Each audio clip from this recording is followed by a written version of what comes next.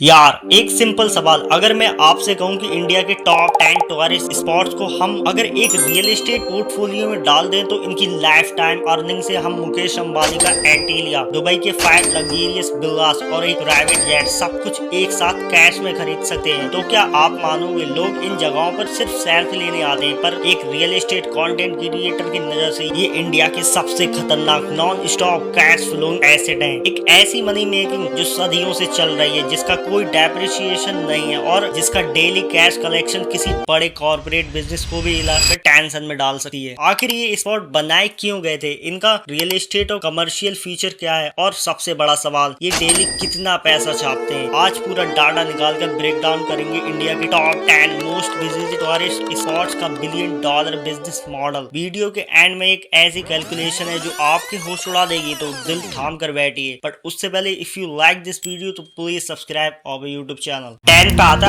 Aguada fort Goa, the sea facing guide. 1622 में Portuguese ने इसे बनाया था, कोई घूमने के लिए नहीं बल्कि डच और मराठा शिप्स पर टोकन चलाने के लिए और पीने का साफ पानी स्टॉप करने के लिए। It was a military fortress. Earning की बात करें तो गोवा का क्रेज तो आपको पता ही है। हाई एंड टिकट क्राउड और फॉरेन टिकट के चलते पीक सीजन में ये आराम से 2 से 3 लाख डेली जनरेट कर लेता है। फ्यूचर इसको अब एक high and cultural activity zone में बदला जा रहा है, जहाँ लाइट्स और प्रीमियम नाइट्स एंट्री शो कर रहे हैं। प्रॉपर्टी का कमर्शियल फुटप्रिंट सीधा double. 9 Mysore palace Karnataka, the golden palace. पहले ये वुडियार किंग का घर था, पुराना महल लकड़ी का था जो जल गया, तो 1912 में ये नया ग्रांड मास्टरपीस खड़ा किया गया ताकि पूरी रॉयल्टी का पावर और पैसा डिस्प्ले किया जा सके। अर्निंग की बात करें तो हर साल यहाँ 60 लाख से ज्यादा लोग आते हैं। एंट्री पार्किंग मिलाकर ये पैलेस आराम से 4 से 5 लाख डेली निकालता है, और जब संडे को इसकी 1 लाख लाइट चलती हैं तो फुटफॉल हैंडल करना मुश्किल हो जाता है। फ्यूचर की बात करें तो कर्नाटका टूरिज्म इसके प्योर पेरिफेरल एरिया को डायनेमिक स्पेक्चुअल लाइटिंग से अपग्रेड कर रहा है, जिससे इसका टिकट प्रीमियम और बढ़ने वाला है। 8 हवा Mahal Jaipur, the royal screen. 1799 महाराजा सवाई प्रताप ने इसे सिर्फ इसलिए बनवाया ताकि रॉयल फैमिली की लेडीज बिना किसी के सामने आए इन 553 विंडोज के पीछे से के रास्ते से फेस्टिवल और मार्केट को देख सके। डेली अर्निंग की बात करें तो पिंक सिटी का सबसे प्राइम जंक्शन पर है, तो विजुअल रिकॉल बहुत हाई है। डेली की कमाई टिकट्स और रिटेल एक्टिविटी आराम से 3 से 4 लाख रेंट देती है। फ्यूचर प्योर कॉरिडोर अब स्मार्ट सिटी प्रोजेक्ट का अंडर पैडी टनल मतलब नो व्हीकल जोन बनाने जा रहा है, जिससे इसकी आसपास की कमर्शियल रिटेल वैल्यू आग लगाने वाली है। 7 अमेर फोर्ट जैप, द माउंटेन फोर्ट्रेस। ये राजपूत रूलर्स का प्योर डिफेंसिव और रेसिडेंटल कास्टल था, पहाड़ के ऊपर ताकि दुश्मन दूर से ही दिख जाए। अर्निंग की बात करें तो एलिफेंट राइड, लाइट शो और फॉरेन क्राउन का सबसे बड़ा अड्डा। डेली रेवेन्यू इजिली 6 से 8 लाख टच कर जाती है। फ्यूचर अब इसकी ग्रांड कोर्टयार्ड को लग्जरी प्राइवेट इवेंट और ultra premium international destination wedding के लिए स्केल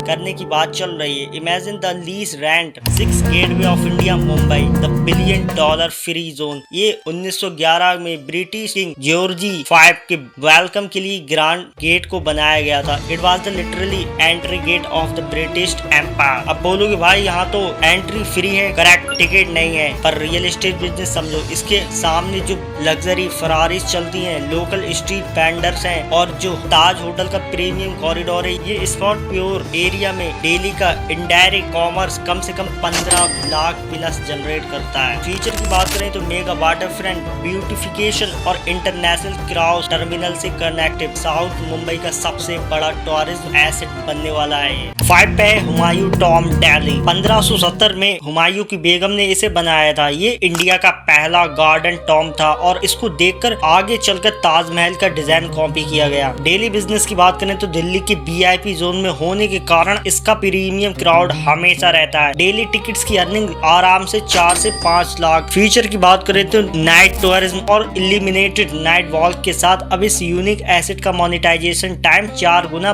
बढ़ाया जा रहा है। 4th sun temple Konark. 13th century में किंग नारा सिम्हा देव ने इसे एक बड़े पत्थर के रथ के शेप में बनाया था। इसके जो 24 व्हील्स हैं वो कोई नॉर्मल डिजाइन नहीं, वो परफेक्ट धूप गाड़ी है जो एग्जैक्ट टाइम बताती है। अर्निंग की बात करें तो स्पिरिचुअल टूरिज्म और मैसिव आर्किटेक्चर लवर्स की वजह से ये स्पॉट डेली का आराम से 5 लाख छाप लेता है। फ्यूचर मरीन ड्राइव कॉरिडोर और high tech virtual reality centre centre बन रहे हैं, जिससे फॉरेन टूरिज्म का फ्लो और बढ़ाया जा सके। Red fort Delhi. शाहजहां ने जब अपनी कैपिटल आगरा से दिल्ली शिफ्ट की तो 1639 में मुगल एम्पायर का मेन हेडक्वार्टर और रेसिडेंटल फोर्ट बनाई। डेली बिजनेस की बात करें तो गवर्नमेंट डाटा के मुताबिक रेड फोर्ट साल का आराम से 18 लाख निकाल लेता है सिर्फ टिकट से। मतलब डेली का कलेक्शन सीधा 5 से 6 लाख। फीचर की बात करें तो इसके अंदर के पुराने ब्रिटिश ब्रैक्स को मॉडर्न म्यूजियम में कन्वर्ट किया जा रहा है और कॉर्पोरेट ब्रांड्स इसकी मेंटेनेंस को अडॉप्ट कर रही हैं, जिससे गवर्नमेंट का एक्सपेंसिव जीरो और रेवेन्यू हाई हो रहा है। Second last Qutub Minar Delhi, the victory tower. 1199 Qutubuddin Aibak ने इसे अपनी विक्ट्री को सेलिब्रेट करने और अजान देने के लिए बनाया था। It's the tallest brick minaret in the world. Daily business की बात करें तो शॉकिंग रिवील पैसा कमाने के मामले में कुतुब मीनार रेड फोर्ट को भी पीछे छोड़ देता है। इसका साल का ऑफिशियल टिकट रेवेन्यू लगभग 24 करोड़ है, यानी डेली की सॉलिड कमाई 6.5 से 7 लाख। फ्यूचर की बात करें इसको प्योर आर्चायोलॉजिकल पार्क से इंटीग्रेट करके एक मेगा हिस्टोरिक हब बनाया जा रहा है, जहां रिटेल एंड फूड आउटलेट से लीजिंग रेवेन्यू डबल करने का प्लान है। And the last one, Taj Mahal Agra, the ultimate cash king. ये internal symbol of love. Shahjahan ने मुमताज